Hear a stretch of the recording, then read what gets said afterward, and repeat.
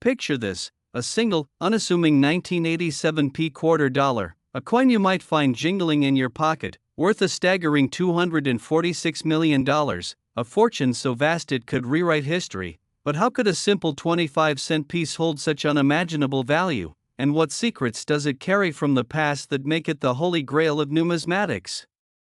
Welcome to a journey through time, where we unravel the incredible tale of a coin that started as pocket change and became a legend, a story woven with mystery, greed, betrayal, and the relentless pursuit of treasure that spans decades and continents, pulling you into a world where every detail matters and every clue could lead to life-changing wealth.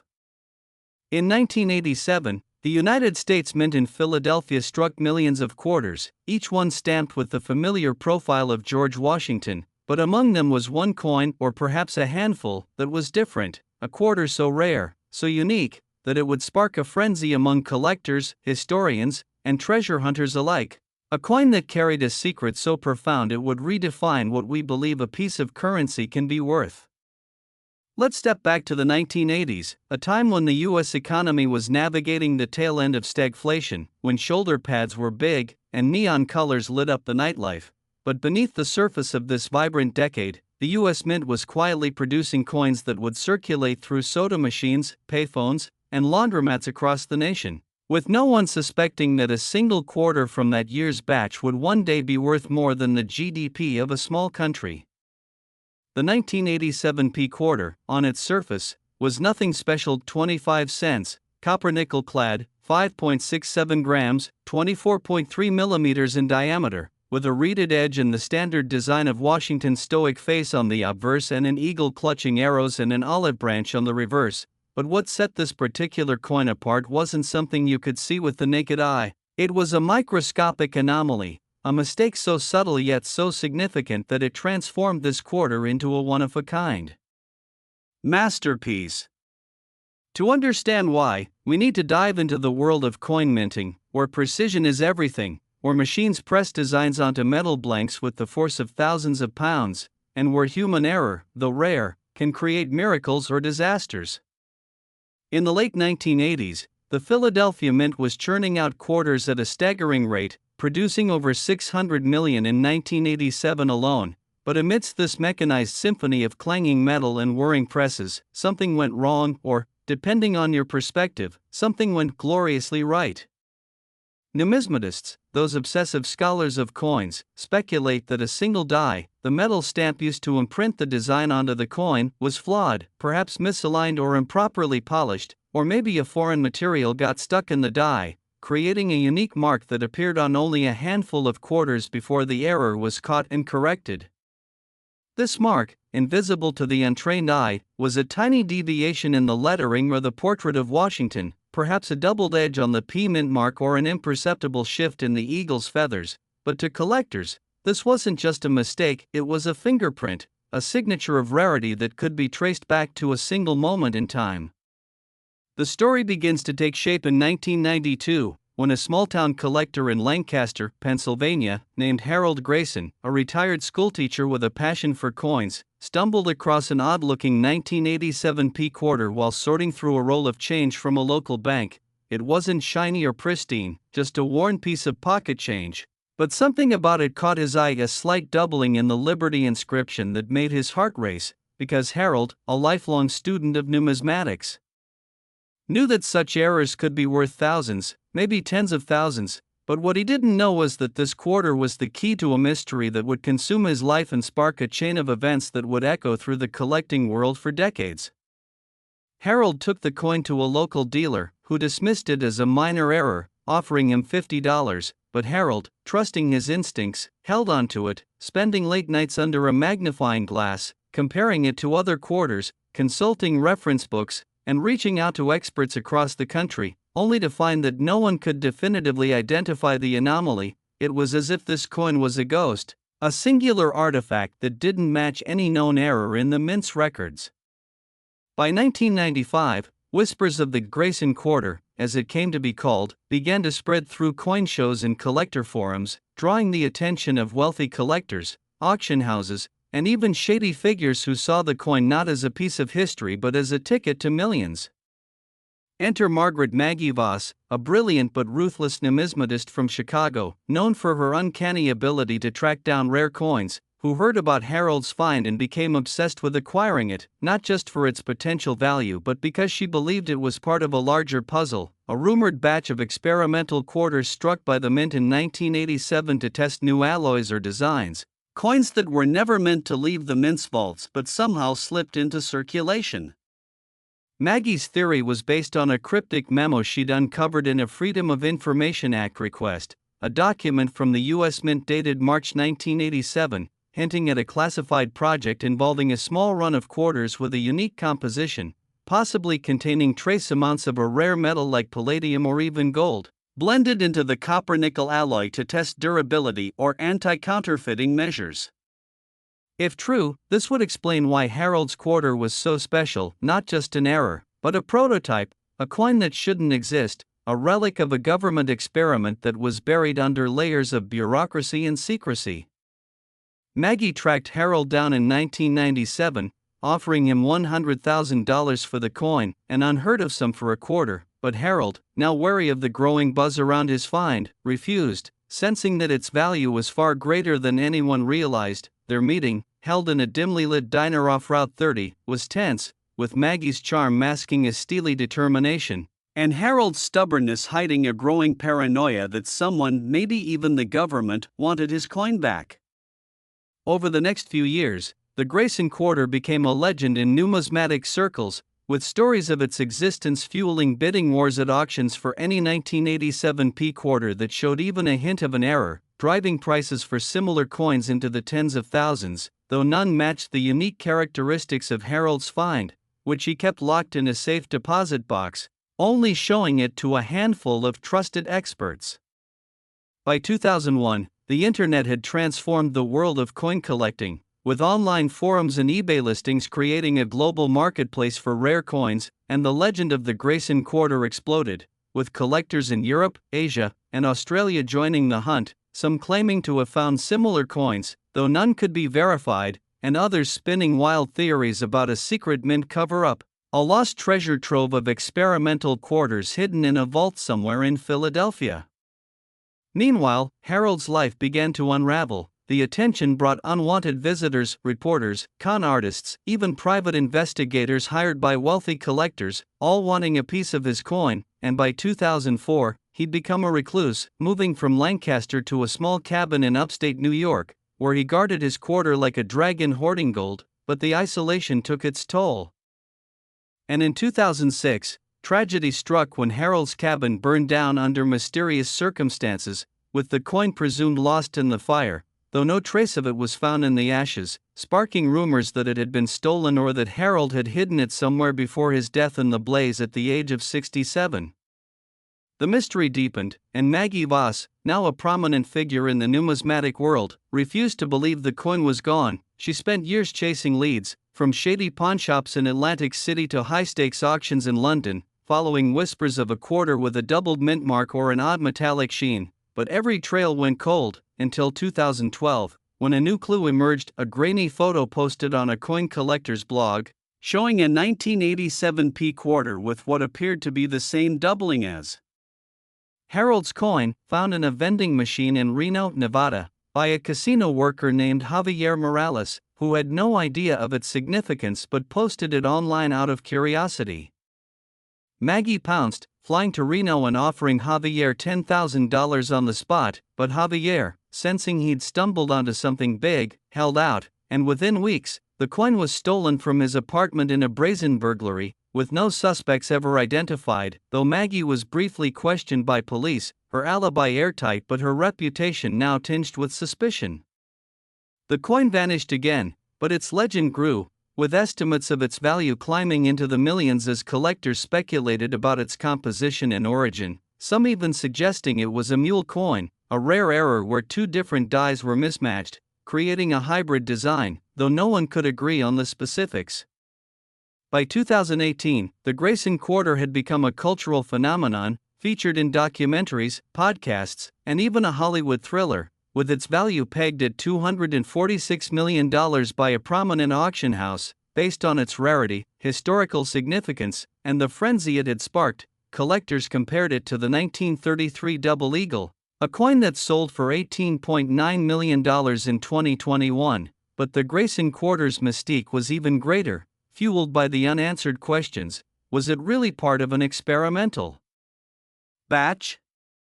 Did the mint know it existed? And where was it now?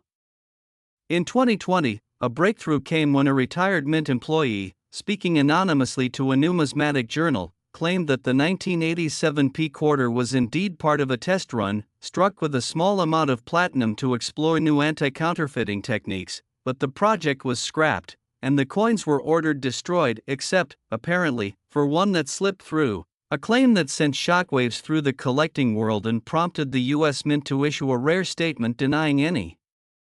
knowledge of such a project, though skeptics pointed to the 1987 memo as evidence of a cover-up. The hunt intensified, with treasure hunters scouring old coin rolls, estate sales, and even abandoned bank vaults, while Maggie Voss, now in her 60s, poured her fortune into the search, hiring private investigators and even a team of metallurgists to analyze 1987 P quarters for traces of platinum. But still, the coin remained elusive, a ghost in the machine of American currency. In 2023, a new lead surfaced when a coin dealer in Miami claimed to have seen the Grayson Quarter at a private auction in Dubai, where it was allegedly sold to an anonymous buyer for an undisclosed sum, though no proof was provided, and the story only deepened the mystery, with some speculating that the coin was now in the hands of a billionaire collector or a foreign government, hidden away in a vault, never to see the light of day again.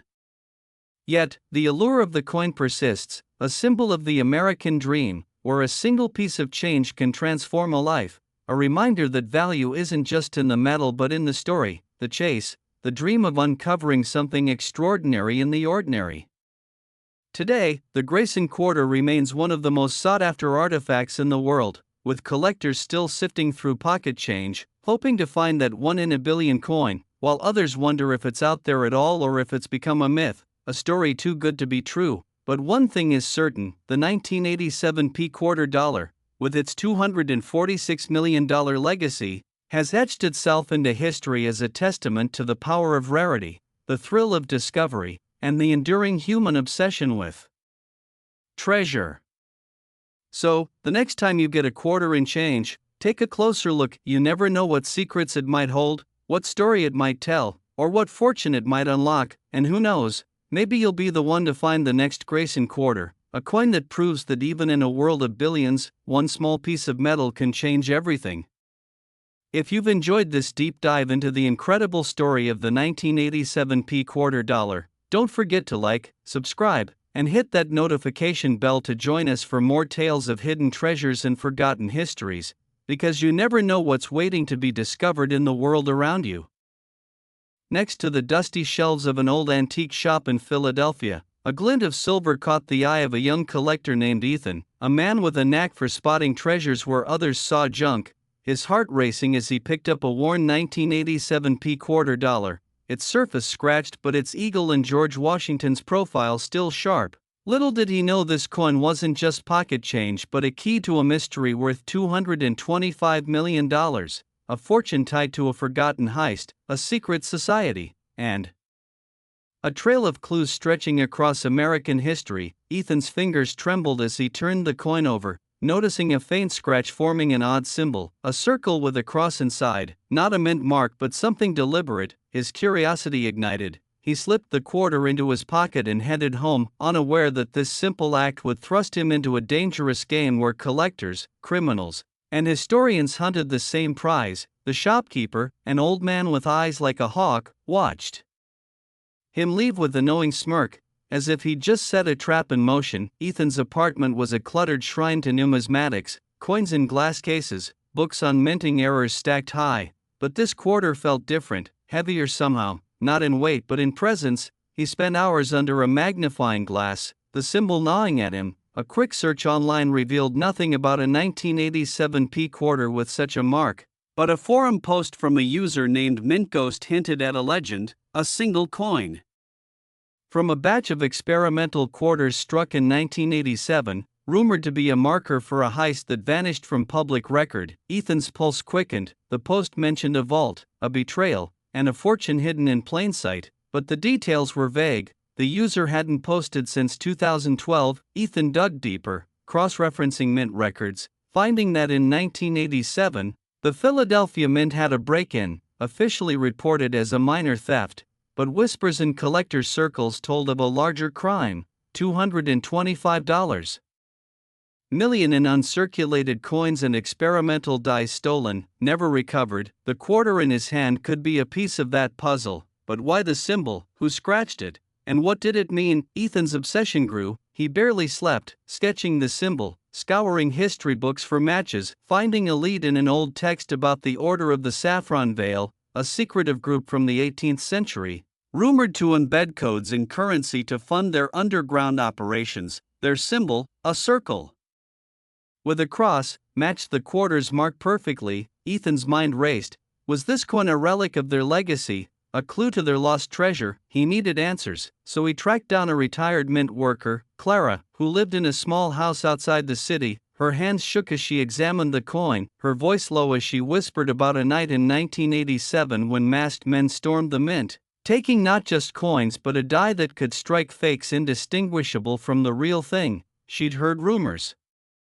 of the Saffron Veil, how they'd used coins to pass messages, but she warned Ethan to stop digging. Some secrets are worth more than money, she said, her eyes darting to the shadows. Ethan left, unsettled but determined, noticing a black sedan parked across the street, its driver watching him. The next day, he found his apartment ransacked, coin cases untouched but his notes on the quarter gone. Panic set in. Someone else knew about the coin, someone who didn't want him following the trail.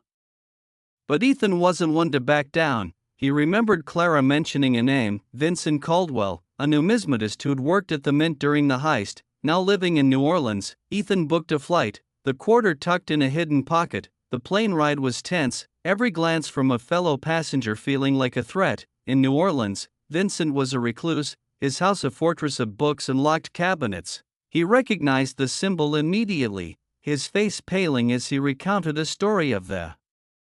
Saffron Veil, how they'd planned the 1987 heist to fund a modern revival. The stolen die was their masterpiece, capable of minting coins that could flood the market undetected. But the heist went wrong. A traitor among them vanished with the die and the coins, leaving only one quarter behind, marked as a signal to those who knew where to look. Vincent showed Ethan a map, old and brittle, with the same symbol marking a spot in Philadelphia, a forgotten warehouse near the Mint. Ethan's heart pounded. The trail was real, but Vincent's warning echoed Clara's. They're still out there, he said, meaning the Veil. Ethan returned to Philadelphia, the black sedan reappearing in his rearview mirror. He ditched his car and took a bus to the warehouse district, the coin burning a hole in his pocket. The warehouse was abandoned, its windows boarded, but inside, Ethan found a hidden room, walls etched with the circle cross symbol, and a safe, rusted but intact. His hands shook as he tried the quarter in a slot that seemed made for it. The safe clicked open, revealing not gold or jewels but a single die, the stolen one from 1987, its surface gleaming with potential. Ethan realized its value. $225 million wasn't in coins but in the power to create them, a power the Veil wanted back. Footsteps echoed behind him. He grabbed the die and ran, weaving through alleys as men in dark coats pursued, their faces hidden. Ethan's mind raced. He couldn't go to the police, not without proof, and the Veil would never stop hunting him. He hid in a diner, the die and quarter clutched tight, piecing together a plan. He contacted a journalist, Sarah, who'd written about Mint scandals, meeting her in a crowded market to hand over photos of the die and coin. She promised to break the story, exposing the Veil and their scheme. But as Ethan left, a hand grabbed his shoulder. A man with cold eyes whispered, "Give it back." Ethan bolted, losing them in the crowd. Days later, Sarah's article hit, detailing the heist, the Veil, and the quarter. The world buzzing with the revelation. Ethan went into hiding, the die and coin stashed in a safe deposit box, but the Veil's reach was long. Cryptic messages appeared in his inbox, symbols scratched on his door. He knew the chase wasn't over, yet the coin's value wasn't just in money but in the truth it uncovered, a truth about greed, power, and secrets hidden in plain sight. Ethan's life was forever changed, a collector turned hunted man, but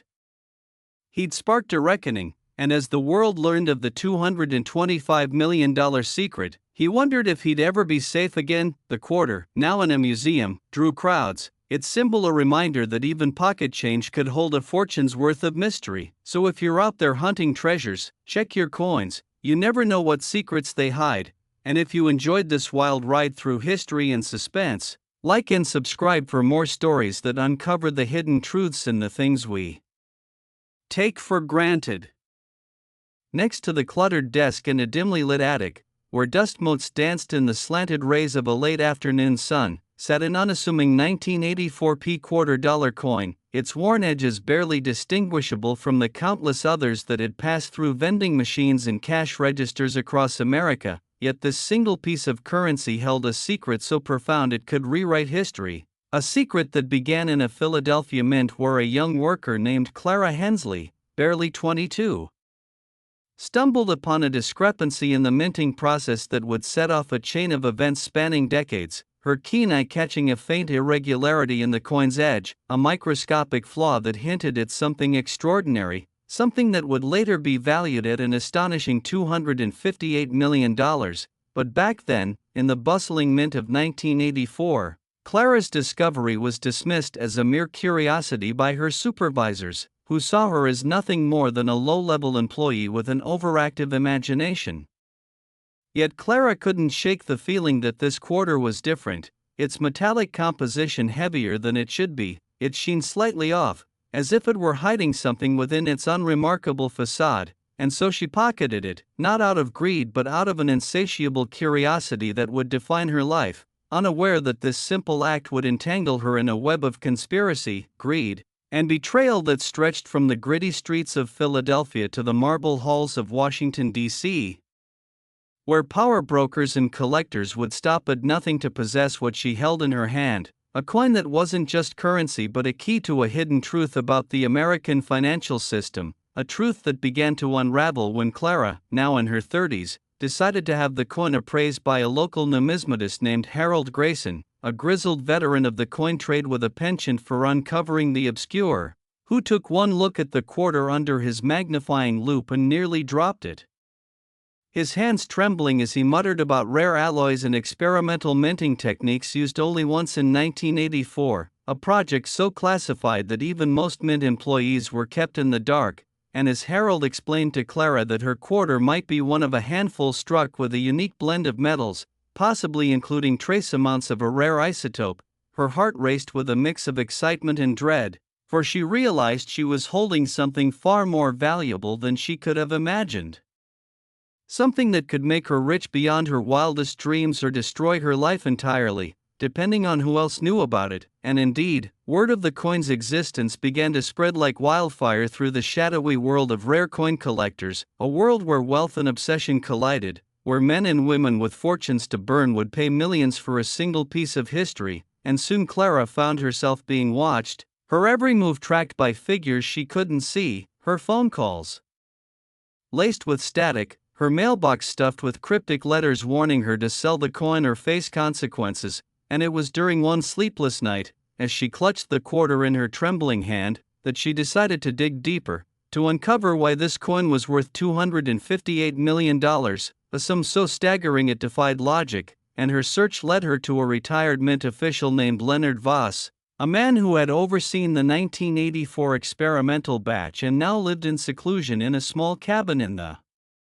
Pennsylvania countryside, his eyes haunted by secrets he'd carried for decades. And when Clara showed him the coin, his face paled, and he whispered a single word, Prometheus, a code name for a long-buried government project that had aimed to create a new form of currency, one that could double as a tracking device, embedded with a microscopic chip so advanced for its time that it could monitor transactions across the globe, a project that was scrapped when its implications became too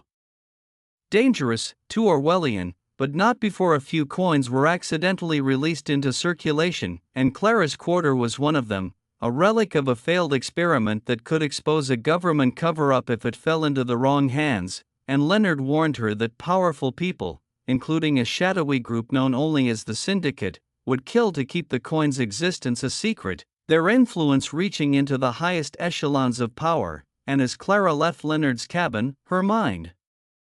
reeling with the weight of what she'd learned, she noticed a black sedan parked at the edge of the woods, its tinted windows reflecting the fading sunlight, and her heart sank as she realized she was no longer alone, that the syndicate had found her. And what followed was a harrowing game of cat and mouse. As Clara went on the run, the quarter tucked into a locket she wore around her neck, her only leverage against those who pursued her. From the neon-lit streets of Las Vegas, where she sought out a reclusive tech billionaire named Marcus Tate, who had once been part of the Prometheus project and might hold the key to decoding the coin's chip, to the rain-soaked alleys of New York City, where she narrowly escaped an assassin disguised as a street vendor, each encounter pushing her closer to the truth but also deeper into danger. And as she pieced together the coin's significance, she uncovered a network of corruption that tied the syndicate to some of the most powerful financial institutions in the world, institutions that had profited from the Prometheus project's data before it was shut down. And Clara realized that the $258 million valuation wasn't just about the coin's rarity but about the secrets it held, secrets that could topple empires if exposed. And yet, even as she dodged bullets and deciphered cryptic clues left by Leonard before his mysterious disappearance, Clara couldn't help but wonder if she was fighting for something bigger than herself, something that could change the way the world understood money, trust, and power. And her journey took her to the heart of Washington, D.C., where she infiltrated a black tie gala hosted by the syndicate's leader, a charismatic but ruthless financier named Evelyn Carver, whose public persona as a philanthropist matched her role as the architect of a global surveillance network. And it was there, in a glittering ballroom filled with the elite, that Clara made her move, slipping the coin into a display case alongside other rare artifacts, knowing it would draw Evelyn out. And as the tension built, with security closing in and Evelyn's piercing gaze locking onto her, Clara activated a hidden transmitter she'd rigged with Marcus's help, broadcasting the coin's data to every major news outlet in the world, exposing the Prometheus project and the syndicate's machinations in a single, irreversible moment. And as chaos erupted, with guests fleeing and Evelyn's empire crumbling, Clara slipped into the night. The weight of the quarter finally lifted from her shoulders, but not before she left behind a message, scratched into the display case, a warning to those who would chase power at any cost. The truth is worth more than gold. And years later, as the world grappled with the fallout of her actions, with new laws passed to protect financial privacy and the syndicate dismantled, the 1984 quarter dollar became a legend, its $258 million valuation a footnote to the seismic change it had sparked, a reminder that even the smallest objects could hold the power to reshape history. And Clara, now living quietly under a new name, would sometimes smile as she read about the coin in history books, knowing she'd played her part in a story that began with a single, curious glance in a mint all those years ago. And if you've enjoyed this tale of suspense, intrigue, and the hidden value of a humble quarter, be sure to like and subscribe for more stories that uncover the secrets hiding in plain sight. Next to a dusty, forgotten corner of an old pawn shop in Philadelphia, a glint of silver caught the eye of a young collector named Ethan, a man whose life revolved around the thrill of uncovering hidden treasures in the clutter of history. And this particular glimmer came from a 1985 quarter dollar, unassuming at first glance, nestled among tarnished trinkets and faded postcards. Yet something about its worn edges and slightly off-center strike whispered a story far greater than its face value of 25 cents, a story that would unravel a mystery worth a staggering $249 million, a sum so colossal it could rewrite the fortunes of anyone who held it. And as Ethan's fingers brushed against the coin, he felt a shiver, an inexplicable pull, as if the quarter itself was urging him to dig deeper, to uncover a secret buried in the annals of American history, a secret that began in the smoky backrooms of the Denver Mint in 1985. Where a single error in the minting process had slipped through the cracks, unnoticed by the overworked inspectors who churned out millions of quarters that year. But this wasn't just any error, it was a flaw so rare, so unique, that it transformed this humble coin into a relic of unimaginable value. a one-of-a-kind anomaly that collectors would kill for, and as Ethan stood in the dimly lit shop, turning the quarter over in his hand, he couldn't shake the feeling that he was holding a key to something much bigger, a puzzle that stretched across decades, connecting a cast of characters from greedy dealers to desperate treasure hunters, all chasing the same elusive prize. But what Ethan didn't know was that this coin was more than a collector's dream. It was a magnet for danger, drawing him into a web of deceit, betrayal, and a shadowy conspiracy that had been quietly festering since the coin's creation, a conspiracy that began when a disgruntled mint worker, a man named Harold Grayson, discovered the error just before the quarter was shipped out, realizing its potential to upend the numismatic world. But instead of reporting it, Harold made a choice that would haunt him for the rest of his life, slipping the coin into his pocket and walking away from his job, his conscience wrestling with the weight of his theft, knowing that this single act could make him rich beyond his wildest dreams, yet also paint a target on his back, because the mint, though unaware of the specific coin, had eyes everywhere, and rumors of a missing masterpiece began to circulate, whispered in the underground circles of coin collectors and black market dealers, and as years passed, the legend of the 1985 D quarter grew, fueled by stories of its unique die crack, a microscopic flaw that made it identifiable to those who knew what to look for, a flaw that turned it into the holy grail of numismatics. And by the time Ethan held it in 2025, the coin had passed through countless hands, each owner adding a layer to its mythos, from a shady Chicago dealer who tried to sell it for $1 million in the 90s, only to vanish under mysterious circumstances, to a reclusive heiress in New Orleans who kept it locked in a safe, believing it was cursed, and now, here it was, in a rundown pawn shop, its value unrecognized by the shop's owner, a grizzled man named Sal who thought it was just another piece of junk. But Ethan, with his encyclopedic knowledge of coins, recognized the telltale signs immediately: the faint double strike on Washington's profile, the peculiar sheen of the copper-nickel alloy, and that unmistakable die crack running through the D-mint mark. And as his heart raced, he knew he had stumbled upon the find of a lifetime. But the question gnawed at him: how had this coin, worth more than most people's lifetimes of earnings, ended up here, unnoticed, unclaimed? And what would happen if he tried to claim it for himself? Because the numismatic world was not a kind one, filled with vultures who would do anything to possess such a treasure, and Ethan, though passionate, was no stranger to the darker side of collecting, having once been swindled out of a rare Morgan dollar by a smooth-talking conman, an experience that left him wary but not broken. And now, as he negotiated with Sal, offering a mere $10 for the quarter, his mind raced with possibilities, imagining the auctions, the headlines, the life-changing wealth, but also the danger, because he had heard the stories: the Chicago dealer's disappearance, the heiress's paranoia, and the whispers of a secret society of collectors who guarded the coin's legend like a sacred oath. And as Sal handed him the quarter, wrapped in a crumpled receipt, Ethan felt the weight of history in his palm, not just the coin's physical weight, but the burden of its secrets, and he knew that taking it home would be the beginning of a journey he might not be ready for. Yet the thrill was irresistible, and as he stepped out into the humid Philadelphia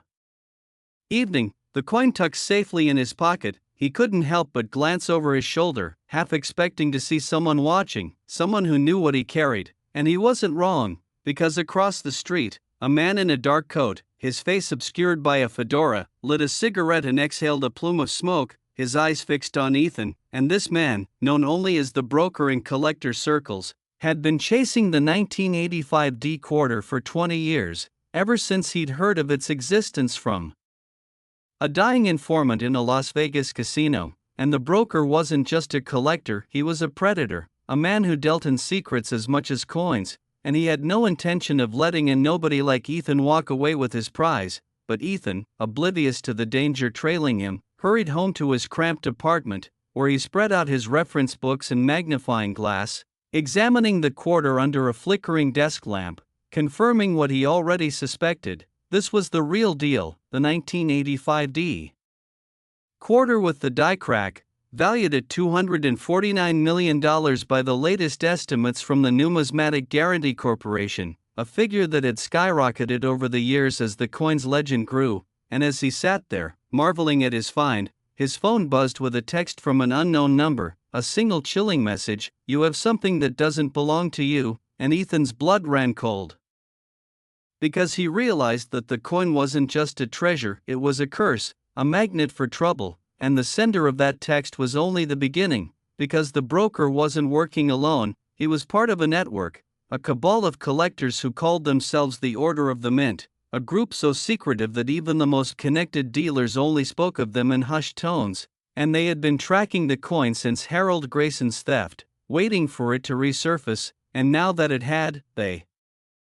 would stop at nothing to reclaim it, believing it was their birthright, a symbol of their dominion over the world of rare coins. And Ethan, poor Ethan, was now caught in their crosshairs, unaware that his life was about to become a high-stakes game of cat and mouse, where every move could be his last. And as he stared at the text, his mind raced, trying to piece together how anyone could know he had the coin so soon, wondering if Sal had tipped someone off, or if the coin itself was somehow marked, traceable, a beacon for those who sought it. And the more he thought about it, the more paranoid he became, double-checking the locks on his door, pulling the curtains tight, and hiding the quarter in a hollowed-out book on his shelf. But sleep eluded him, because every creak of the floorboards, every distant siren, felt like a warning, and by morning, he was a wreck, his eyes bloodshot, his hands trembling as he researched the coin's history online, finding fragmented stories on obscure forums, tales of collectors who had come close to owning it, only to meet untimely ends, and one post, buried deep in a thread from 2010, mentioned the Order of the Mint, describing them as a cult-like group with connections to the highest levels of the numismatic world, and Ethan's stomach churned as he read about their rituals, their obsession with preserving the purity of the mint, and their willingness to eliminate anyone who threatened their legacy. And just as he was about to close his laptop, a knock at the door startled him, and through the peephole, he saw a woman, mid-30s, with sharp eyes and a professional demeanor, introducing herself as Clara, a numismatist from the American Numismatic Association, claiming she'd heard about his find through a mutual contact. But Ethan's instincts screamed that something was off, because Clara's smile was too perfect, her story too convenient, and he remembered the text, the warning, and he wondered if she was part of the order, sent to trick him or worse. But against his better judgment, he let her in, desperate for answers, and Clara, sensing his unease, played her part perfectly, explaining that the 1985 D quarter was a legend in her field, a coin whose value wasn't just monetary but symbolic, a testament to the imperfections of human systems, and she offered to authenticate it for him, to connect him with buyers who could make him rich. But her eyes lingered too long on the book where he'd hidden the coin. And Ethan's heart pounded as he realized she knew exactly where it was, and before he could react, she lunged for the shelf. But Ethan was faster, grabbing the book and bolting for the door, his instincts taking over as he ran into the streets, the coin clutched tightly in his hand, and Clara, or whatever her real name was, gave chase, her calm facade replaced by a fierce determination. And as Ethan weaved through the crowded Philadelphia sidewalks, he realized he was in over his head, that the coin was a Pandora's box, unleashing chaos with every step he took, and he needed a plan, a way to protect himself and uncover the truth. So he ducked into a coffee shop, catching his breath, and called the only person he could trust, his old mentor, Professor Langston, a retired numismatist who had taught him everything he knew about coins. And Langston, gruff but reliable, agreed to meet him in a small town outside the city, a place where they could lie low and figure out their next move. But as Ethan boarded a bus, the coin burning a hole in his pocket, he couldn't shake the feeling that he was being watched, and he was right, because the broker was on the same bus, seated in the back, his fedora pulled low, and Clara, now coordinating with her handlers in the order, was tracking his every move through a network of informants. And what Ethan didn't know was that the coin's value wasn't just in its rarity, it was a key to something bigger, a hidden vault rumored to exist beneath the Denver Mint, a vault containing documents that could expose a scandal involving the Mint's leadership in the 1980s, a scandal that the order had spent decades covering up, and the coin, with its unique die crack, was the only clue to its location, a map etched in metal. And as Ethan and Langston met in a rundown diner, poring over the coin under a magnifying glass, Langston's face grew pale as he recognized the markings, not just a die crack but a deliberate code, scratched into the coin by Harold Grayson himself, a code that pointed to a forgotten storage facility in Colorado, and Langston, who had once crossed paths with the Order, warned Ethan that they were dealing with forces far beyond their control, but Ethan, driven by a mix of greed and curiosity, refused to back down, insisting they follow the trail, and so they set out, a mismatched pair on a cross-country quest, dodging the broker's hired thugs, deciphering cryptic clues hidden in old mint records, and unraveling the